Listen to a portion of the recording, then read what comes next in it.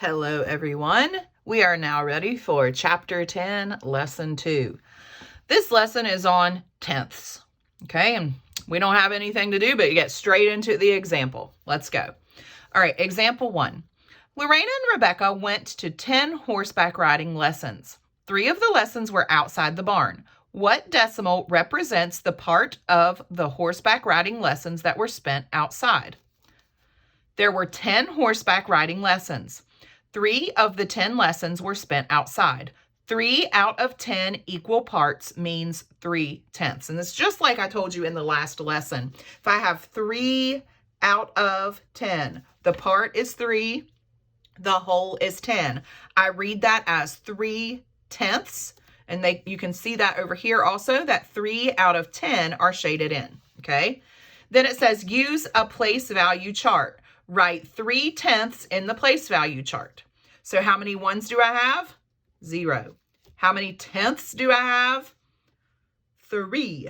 How many hundredths do I have? None. If it is a 0 after a decimal, after the whole number, you don't have to put the 0. You can, but you don't have to.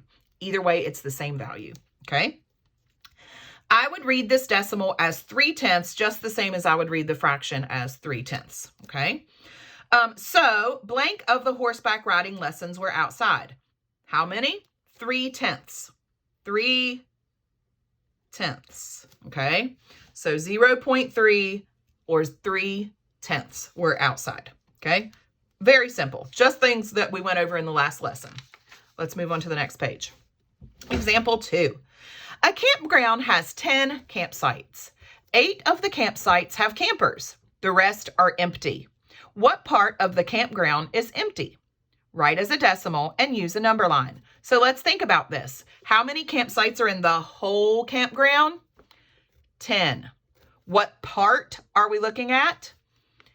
8. So I would read this as 8/10. If 8 out of 10 campsites have campers, then how many out of 10 campsites do not have campers? Okay, so that would be 2, because I'm looking in this question for what part of the campground is empty. This part has campers. Okay, so which part does not have campers? 2/10 does not have campers. I'm going to say no campers. Okay, so if 8 campsites have campers, then 2 campsites do not have campers. The number line is divided from 0 to 1 in 10 equal parts. So I know that 2 of those parts do not have campers. So 0 to 1, I would break into 1/10, 2/10, 3/10, 4/10, 5/10, 6/10, 7/10, 8/10, 9/10. Okay, so it would be written on here as 0.2 or 2 out of these 10 parts do not have campers. So 2 out of 10 equal parts is 2/10 or 0.2. So 0.2 or 2/10 of the campground is empty. Now, this isn't my favorite way to find the decimal, because I think it's much easier to think of our place value if I just think of how many wholes, how many tenths, and how many hundredths. Well, I know by my fraction, because I'm pretty good with fractions now, right?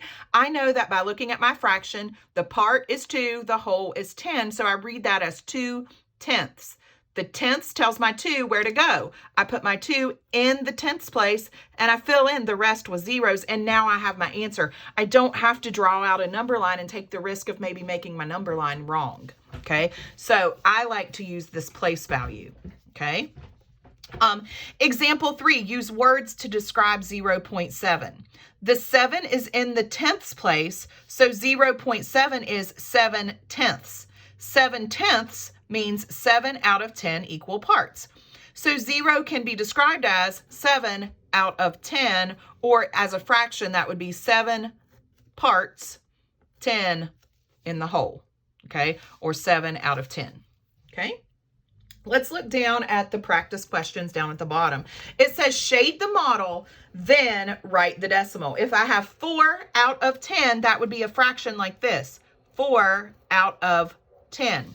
So I know that I need to shade in 4 out of the 10 in the whole. So I'm going to shade that in. 1, 2, 3, 4. Okay, so if I have 4 out of the 10 shaded in, I would read that as 4/10. Going back to using my place value, I would have ones, tenths, hundredths. I know that I have 4/10, so I'm going to put a 4 in the tenths place and fill in the rest with zeros. Okay. On number 2, if I have 8/10, okay, if I have 8/10, I'm going to color in how many out of 10? 8 out of 10 in the whole. So I'm going to shade in 8 of those. 1, 2, 3, 4, 5, 6, 7, 8. Okay, so I have 8/10 of those colored in. So again, I would say 0, or wait, don't put the 0 yet. I would say ones, tenths, hundredths. Now, I'm not even really talking about hundredths in this lesson. I don't even actually have to put out that hundredths line. I can just think about my tenths. What number goes in my tenths? And 8. So really it's 0.8. If I put 0.80, it would be the same value, okay? 0.40 is the same value as 0.4 because the only difference would be that I would have divided this into 100 equal areas rather than 10, okay? Same goes for either of those. 0.4 is right, 0.40 is right, 0.8 is right, 0.80 is right, okay? Let's move on and do the next page. If I want to color in 1 out of 10, that would be 1 part out of 10 in the whole. So I'd color in 1 of those. I would know that I read this as 1/10. So that's no holes and 1/10, 0.1. Super simple, guys. All right, if I want to color in, or if I want to show 5 out of 10, that would be 5 in my part, 10 in my whole. And I would shade in 1, 2, 3, 4, 5. I would read that as 5/10. So I would say no holes and 5/10. Okay, 0.5. By me showing you the fractions that go with this, later on you're going to be able to quickly tell me an equivalent fraction for a decimal because I bet you that comes up. So if we learn it now, we're going to be ahead of the game later on in future lessons. All right, on number 5, I need to do 2/10. So that's the same as saying 2 out of 10. Okay, so I'm going to shade those in. 2 right there. Okay, 2/10. I have 0 holes and 2/10. You just have to know the place value. Okay, 7/10. I'm going to shade in 7 of those. 1, 2, 3, 4, 5, 6, 7. So then I'm going to say 7 out of 10 whole. Okay, so 7/10, 0 holes, 7/10, 0.7. Okay, if you have any questions on any of that, you can kind of go back and listen to my explanations of those. Definitely always think about them as a fraction first, and then think of place value of where to put your digits. Okay, place value is very important. We actually talked about place value at the beginning of the year. This is bringing it back up and extending your knowledge of place value. All right, number 7. Write each of the following as a decimal, then graph each point on the same number line. So I want to find 6 out of 10 equal parts. They have this number line divided into 10 equal parts, and I want to find where the 6 is. So 1, 2, 3, 4, 5, 6. So I'm going to put a dot here, and I'm going to write a 7 above it just that I know that that goes with number 7. So that's where 6 out of 10 equal parts is, and I'm just going to write what they have right below that, 0.6 or 6/10, because that is the same as 6 out of 10 equal parts, which is 6/10, which is written as 0.6 because there is a 6 in the tenths place. Okay. Number 8, 9 out of 10 equal parts. Well, I'm going to count these equal parts. 1, 2, 3, 4, 5, 6, 7, 8, 9. 9 out of 10 equal parts. That's going to go with question number 8. The decimal they have written is 0.9. I can check that as saying 9 out of 10 equal parts is 9/10. I have a 9 in the 10th place. Okay.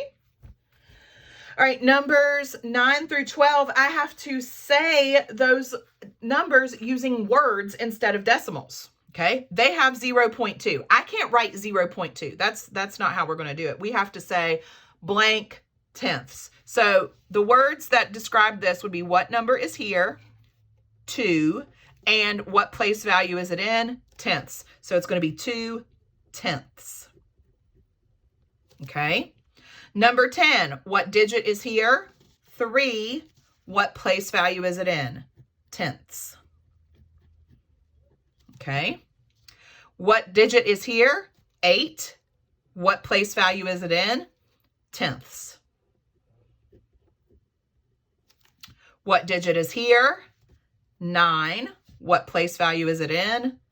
Tenths.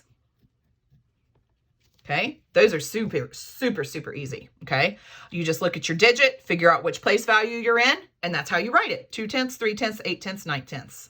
Okay, moving along to the back page, we just have a few more questions until we're finished with this lesson. All right, number 13. Cody wanted to play fetch with his dog. His dog had 10 chew toys. Cody took 6 toys outside for his dog. Write a decimal to show what part of the toys is still inside. Okay, so if he had 10 in the hole and he took 6 outside, how many would be left inside? So 6/10 is outside.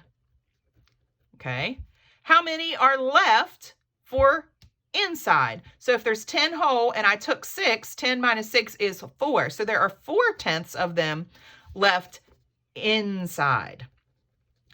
I want to write this number as a decimal, 4/10. Where does that 4 need to go? In the 10ths place. So when I write out my place value, I've got ones and then tenths. Okay, so 4/10 is 0.4. 4/10. Okay. Emilio had a math quiz today. He answered 9 of the 10 questions correctly. Write a decimal to show what part of the quiz Emilio answered correctly. So the part that he answered correctly was 9 out of 10 in the whole. I would read that fraction as 9/10. So to write that as a decimal, I'm going to write out my ones and my tenths.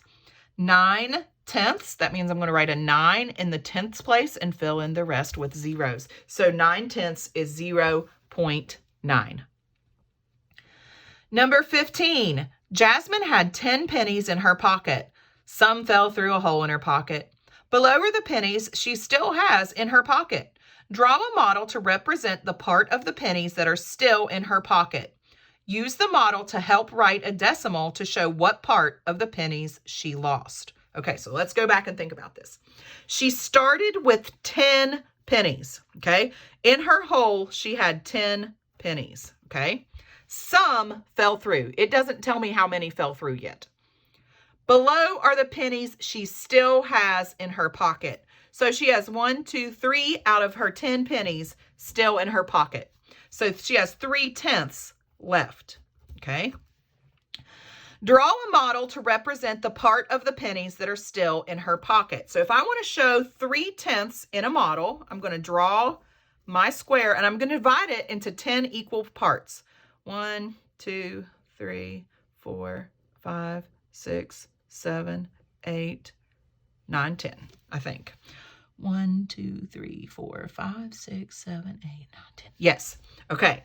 So here's my model and I want to show the part, okay, hold on. Draw a model to represent the part of the pennies that are still in her pocket. So I'm going to shade in 3 of the 10 areas because that's what she has left. Okay. Use the model to help write a decimal to show what part of the pennies she lost. So the part that's not colored in is what she lost.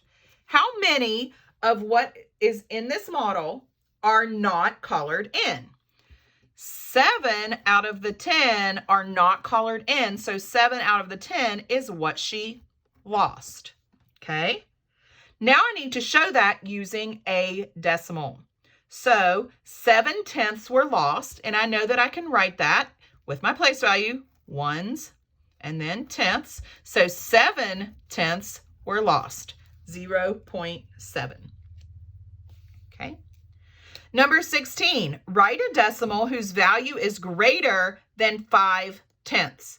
Explain how the value of your decimal compares to 4/10. So let's think about all of the decimals that have tenths. So let's do this with a number line.